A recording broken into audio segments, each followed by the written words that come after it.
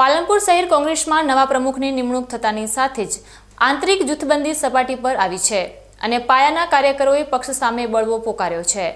સ્થાનિક સ્વરાજ્યની ચૂંટણીઓ પહેલા જ સર્જાયેલા આ વિખાવદમાં 70 જેટલા સભ્યોએ સામૂહિક રાજીનામાની ચીમકી આપતા કોંગ્રેસના ગઢમાં મોટું ગાબડું પડવાના એંધાણ વર્તાઈ રહ્યા છે।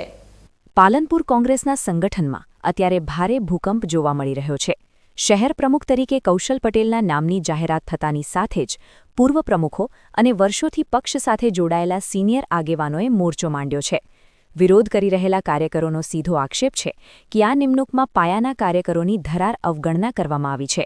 એક પ્રેસ કોન્ફરન્સ યોજીને આશરે 70 જેટલા સક્રિય સભ્યોએ લેખિતમાં પોતાની નારાજગી વ્યક્ત કરી છે અને સાંસદ ગેનીબેન ઠાકુર તેમજ જિલ્લા પ્રમુખ પર મનમાનીના ગંભીર આક્ષેપો કર્યા છે। કાર્યકરોનું કહેવું છે કે જે વ્યક્તિ ક્યારેય કોંગ્રેસ કાર્યાલયના પગથિયા ચઢ્યા નથી અને પક્ષના પ્રાથમિક સભ્ય પણ નથી તેમને સીધા પેરાશૂટ દ્વારા પ્રમુખ પદે બેસાડી દેવામાં આવ્યા છે। આ નિર્ણયથી વર્ષો સુધી પક્ષ માટે લોહી પરસેવો એક કરનારા કાર્યકરોમાં ભારે રોષ ફેલાયો છે। જો આગામી દિવસોમાં નિમણૂક રદ કરવામાં નહીં આવે તો આ તમામ સભ્યોએ સામૂહિક રીતે રાજીનામા આપવાની અને કોંગ્રેસ કાર્યાલયને તાળાબંધી કરવાની કડક ચેતવણી આપી છે। આ વિવાદને કારણે પાલનપુર કોંગ્રેસમાં બે ફાટા સ્પષ્ટપણે જોવા મળી રહ્યા છે, જેની સીધી અસર આગામી ચૂંટણીઓના પરિણામો પર પડી શકે તેમ છે। પ્રથમ તો અમે અમારા આદરણીય પ્રમુખ શ્રી અમિતભાઈ, વિપક્ષના નેતા તુષારભાઈ અને જિલ્લા પ્રમુખ શ્રી ગુલાબસિંહ અને સાંસદ શ્રી ગેનીબેનને અમે અત્યારે મેસેજ દ્વારા અને અમારી કોંગ્રેસ કાર્યાલય અમે આ પત્ર જે સહીવાળો છે એ અમે મોકલી આપ્યો છે। હવે એમના તરફથી અમને જો કોઈ રિપ્લાય મળે છે અને કંઈક આ બાબતમાં ઘટતું કરવા માગે છે તો અમે બધા અમારે જે અત્યારે આ કાગળમાં અમે 70 જણની સહીઓ થયેલી છે એ અમે સાથે બેસી ચર્ચા વિચારણા કરીશું, કેમ કે અમારો એક આશય છે કોંગ્રેસના હિતની વાત છે।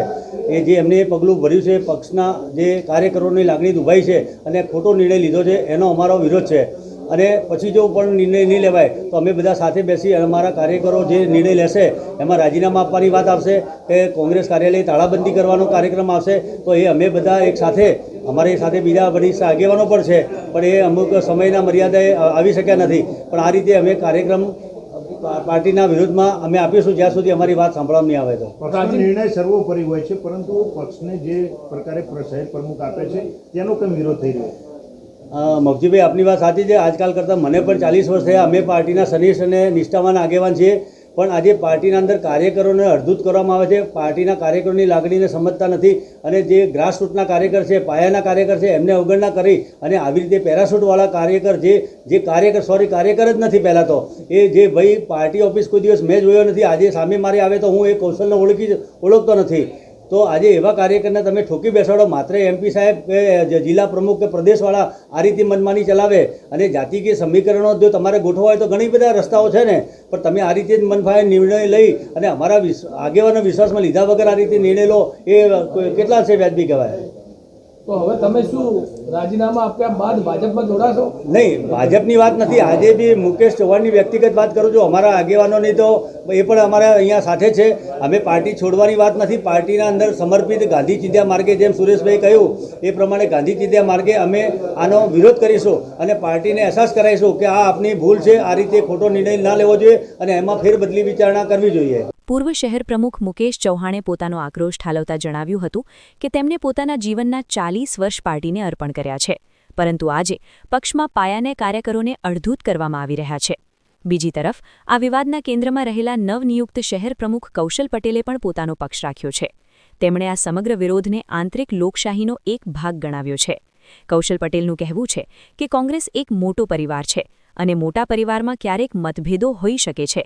તેમણે એમ પણ ઉમેર્યું હતું કે જે લોકો વિરોધ કરી રહ્યા છે તેમની કદાચ કોઈ વ્યક્તિગત અપેક્ષાઓ હશે જે પૂરી થઈ શકી નથી। જો કે નવા પ્રમુખની આ દલીલો વિરોધ કરી રહેલા કાર્યકરોને કેટલી શાંત પાડે છે તે જોવાનું રહેશે। અત્યારે તો પાલનપુરનું રાજકીય વાતાવરણ કોંગ્રેસના આ આંતરિક કલેશને કારણે ગરમાયું છે અને સંગઠનની શિસ્ત સામે મોટા સવાલો ઊભા થયા છે।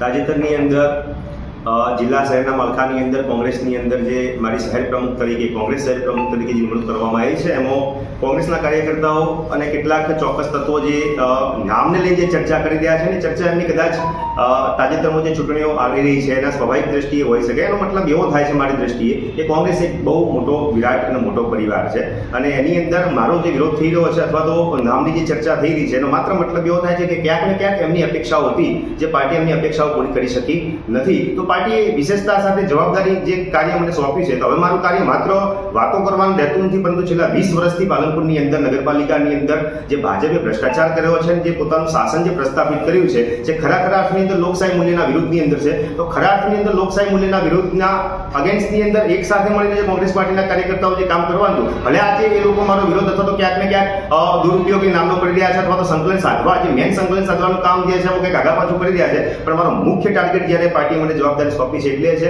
કે મારે તમામને સાંભળવા છે, તમામને જોડે રાખવા છે. આજે બની શકે એવું કે આજે લોકો મારો વિરોધ કરી રહ્યા છે અથવા તો નામની ચર્ચા થઈ રહી છે, કાલે એક લોકો અમારા જોડે કામ જોડે કરતા હોય તો આ એક પાર્ટીનો આંતરિક મુદ્દો છે. કોઈ નાનો મોટો દરેક પાર્ટીની અંદર આવા વિવાદો નાના મોટા થતા જ રહેતા હોય છે પદ અને પ્રતિષ્ઠાને લઈને. તો હું પાર્ટીને હંમેશા સર્વોપરી માનું છું. ઉપરના નેતૃત્વએ મારી પર જે વિશ્વાસ મૂકીને મને જે શહેરની જે અધ્યક્ષતાની જે જવાબદારી સોંપી છે તો મારી પ્રાથમિક જવાબદારી બને છે કે કોઈ પણ વ્યક્તિને પાર્ટી પ્રત્યે અસંતોષ અથવા તો નારાજગી હોય તેને કેવી રીતે હું દૂર કરી શકું અને જોડે બેસીને ભવિષ્યની અંદર આગળના સમયમાં સંકલન સાધીને કામ કરીશું અને ચોક્કસ એ લોકો અમે બધા સાથે મળીને કોંગ્રેસ પાર્ટીને વધુ મજબૂત બનાવવાનું કામ કરીશું. પાલનપુરમાં કોંગ્રેસની આ આંતરિક લડાઈ હવે પરાકાષ્ઠાએ પહોંચી છે. એક તરફ સંગઠન મજબૂતીની વાતો કરવામાં આવે છે તો બીજી તરફ પાયાના કાર્યકરો પોતાના અસ્તિત્વ માટે લડી રહ્યા છે. જો પ્રદેશ નેતાગીરી આ મામલે વહેલી તકે દખલગીરી નહીં કરે તો આવનારી ચૂંટણીઓમાં કોંગ્રેસે આંતરિક વિખવાદની મોટી કિંમત ચૂકવવી પડી શકે છે. બીકે ન્યૂઝ ચેનલ આ રાજકીય ગતિવિધિઓ પર સતત નજર રાખી રહ્યું છે.